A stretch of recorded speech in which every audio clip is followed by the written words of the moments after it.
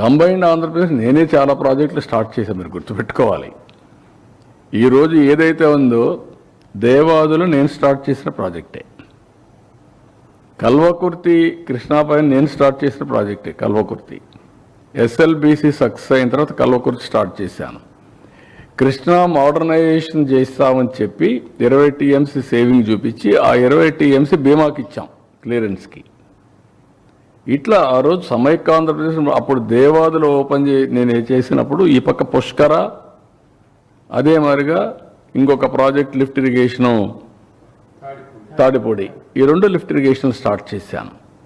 ఇప్పుడు తర్వాత అంతమునుపు ఎల్లంపల్లి అన్నారు. ఎల్లంపల్లి పెద్ద కాంట్రవర్సీ అయింది, అసెంబ్లీలో పెద్ద పోరాడాం, 19 days పోరాడాం ఎల్లంపల్లి గురించి, కరప్షన్ గురించి. అది అయిన తర్వాత ఇప్పుడు కాళేశ్వరం వచ్చింది. కాళేశ్వరం వచ్చినప్పుడు నేను చెప్పాను, మీరు కట్టుకుంటున్నారు, ఇట్స్ ఓకే, ఎప్పుడు కూడా నేను అబ్జెక్ట్ చేయలేదు. పై నుండి వాటర్ వాడుకుంటే నష్టమా, కింద నుండి వాటర్ వాడుకుంటే నష్టమా అండి? ఇది సముద్రంలో పోయే నీళ్ళు, వేస్ట్ అయ్యి సముద్రంలో పోతుంది. మీరు ఎక్కడ వాడుకుంటున్నారు? పైన నుంచి మీరు ఆ నీళ్లు వాడకపోతే ఎక్కడికి వస్తుంది? వీడికి వస్తుంది. ఎవరన్నా రైజ్ చేస్తే ఆ పాయింట్ రైజ్ చేస్తారు, నేను ఎప్పుడు రైజ్ చేయను. తెలంగాణ కానీ ఆంధ్ర కానీ తెలుగు కమ్యూనిటీ ఎందుకు మనం ఇష్యూస్ చేసుకుంటున్నాం? అమికబుల్గా ఇచ్చి పుచ్చుకునే ధోరణిలో సముద్రంలో పోయే నీళ్ళు మీరు వాడుతున్నారు, వాడండి.